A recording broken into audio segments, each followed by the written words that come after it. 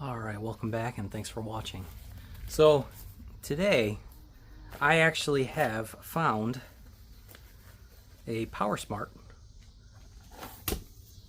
plug-in snowblower. So what I wanted to do in today's video is see if it works, one, and number two, also the test. I actually found extension cable. It's not related to this find. It was actually found a little bit ago. See if the cable actually works too, because if it works, what I'll end up doing is I'm going to put it together with this snowblower and see if I can sell it. This is a PowerSmart snowblower. Most people know PowerSmart. They automatically assume it is pretty much cheap, consumer grade.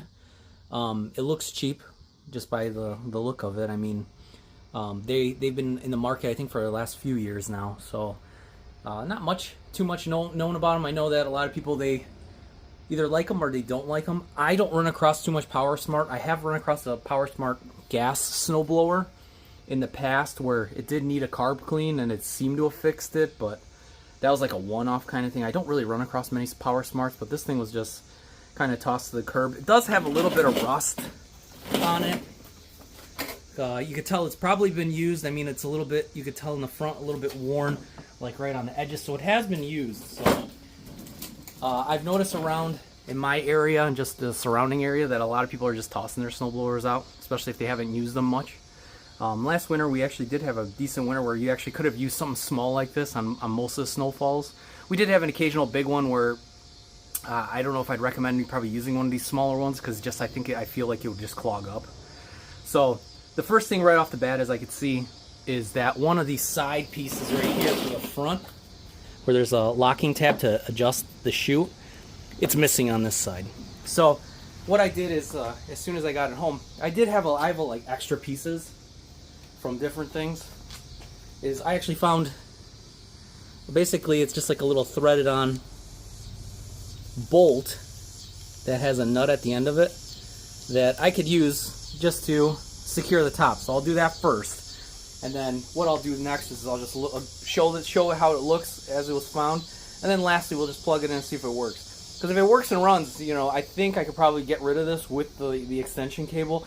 The extension cable is probably worth more than this thing. So what I'll do here first is I'll get you guys on this side. This is a relatively easy repair. I mean, it's just kind of got a lined up end piece here. And all you do is basically you just run it through the one side, inside of there, just so it goes on the other side. And I don't really mind that it's a little bit longer. It doesn't really bother me too much. And then just hold it down as you tighten it. And honestly, that'll be fixed. Just like that. So if I really want to, I think I have another one like that on the other side, but for this video, I'm just securing things and just like reevaluating, looking at it. So what I'll do here next is I'll just look at the paddles. I'll drop the tripod here. And you guys can see it here. I know it's a little early for snowblower content, but you know what? I've been seeing a little bit more. I have a few more that I found that are actually better than this, but I haven't had a chance to fix them yet. It's just too hot to be out in the garage. So yeah, looking at it here, I can see it's been used. There's some rocks jammed in there.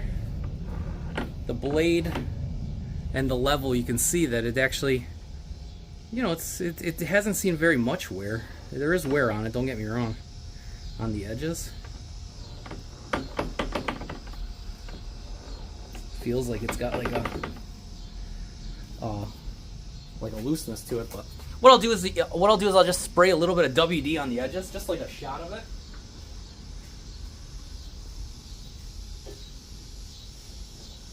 And what I'll hopefully do is, I know this thing's probably been sitting forever. I mean, this is probably not the aesthetic thing to do, but I just like to just shoot a little bit of oil, WD, on the edge. I'm not really worried about it on both sides. Does it do anything? I don't know. To me, I just feel like at least it'll lubricate it, because this thing's probably been sitting somewhere, even outside. So yeah, so I'll leave it like that. I'm not really going to shoot the edges of the top or anything like that, just because it's not being used. So what I'll do next here is, after inspection on that, is there anything loose? Almost looks like there's bolts missing right here on the bottom. Now I don't know if that's intentional or if this thing does have screws that they just pulled them off. It's odd, but the wear bar doesn't look that much like it has very much wear. So what I'll do next here is let me get you guys backed up. I'm gonna go ahead and plug it in. Just let me get this set up outside for a second.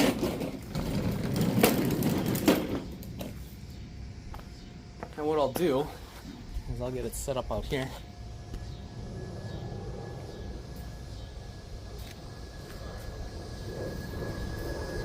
And looking at the extension cable, just like glancing at it, I don't see any nicks or anything. It looks like just somebody tossed it. So I'm hoping that it works. If it doesn't work, I'll use obviously one of mine, and this one will go to the curb. But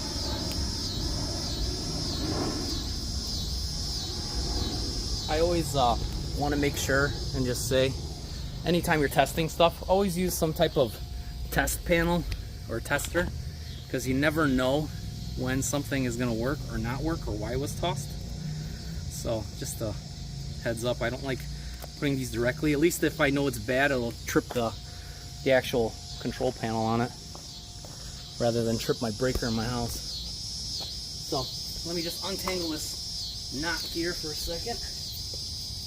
And what I'll do next is we'll try the extension cable. I hope the extension cable works, because that'd be great. And basically it's easy as 1, 2, 3, right? And it looks like the terminals are there. I hope the terminals look like they're there. Alright, so we have it plugged in. We have, this thing's really tiny for somebody's height. I'm about 6 foot, and you could tell it's very tiny, so it's like, obviously it's got a safety here. We have to press the safety in to pull back the handle, and it should start. So let me see if I could just get you guys back up. And if it starts, or doesn't really, or if more or less runs, it doesn't really need any effort. So what I'll do here is I'll demonstrate here on the side. So safety first in, power's on, and then you got to press it in and then pull the handle.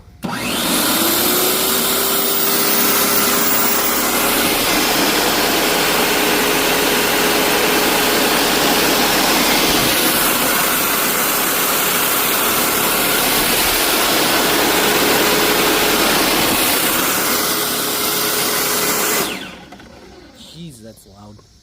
Yeah, this thing is very loud and it vibrates, but it does work, so that's a good thing. So what I'll do next currently is, since it works, it operates, what I'll end up doing is just listing it. I don't need these. I don't use electric. I have gas. Somebody will probably get a use out of it. I don't know what I'll end up selling it for, but with the cable I hope to get at least what, $50, $60. I'll sell it as a whole bundle, because I don't need any more extension cables. I have plenty of them. So, but yeah, I just wanted to do a quick little what I find currently. I know it's the start of the week. I know people are interested in certain things. Sometimes they're not. But yeah, it was an interesting find nonetheless. And yeah, we'll hopefully get rid of it and make sure everything works. And it looks like the chute works. I don't know if I like that ratcheting mechanism on it, but it looks like it works. So yeah.